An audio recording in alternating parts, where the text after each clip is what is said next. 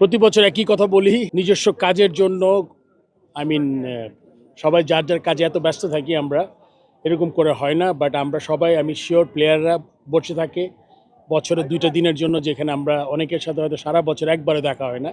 এটা একটা বিরাট ব্যাপার। এর চেয়ে ভালো উপলক্ষ আর হতে পারে না স্বাধীনতা দিবসে এরকম সবার সাথে একসাথে দেখা হওয়া।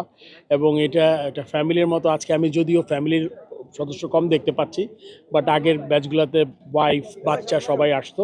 সো সত্যি সত্যি মিলন মেলা। আর আপনি জানেন যে সব ন্যাশনাল প্লেয়ার, 2 টিমে 30 জন, ম্যানেজার আমি, রকিউল ভাই এক টিমে, আমি এক টিমে, ওয়াহিদ ভাই কোচ ছিল। ওয়াহিদ ভাইয়ের সাথে আমার সাথে মনে হয় 3-4 বছর পরে দেখা হলো। সো অত্যন্ত আনন্দিত আমি যে সবার সাথে অ্যাটলিস্ট 2-একটা কথা বলা, ড্রেসিং রুমে বসা, আলাপ করা খুব ভালো লাগছে। লিলি আল্ট্রাসফট সিরাম জেল, যা গভীর থেকে স্কিনে দেয় 3 গুণ সিরাম হাইড্রেশন। সিরাম জেল হাইড্রেশনে ব্রাইট থাকো সব সিজনে।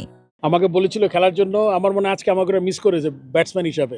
যাই হোক, আমি আসলে এখন প্র্যাকটিসটা একদম করি না দেখে মনে হয় যে ইনজোর্ড হয়ে গেলে খেলার মজাটাই নষ্ট হয়ে যাবে, এই জন্য আর খেলতে চাই না। আমি বলছি তাও আমি টিমের সাথে থাকতে চাই, অ্যাজ এ ম্যানেজার হোক, কোচ হোক, যেটাই হোক, আমি টিমের সাথে থাকার চেষ্টা করেছি।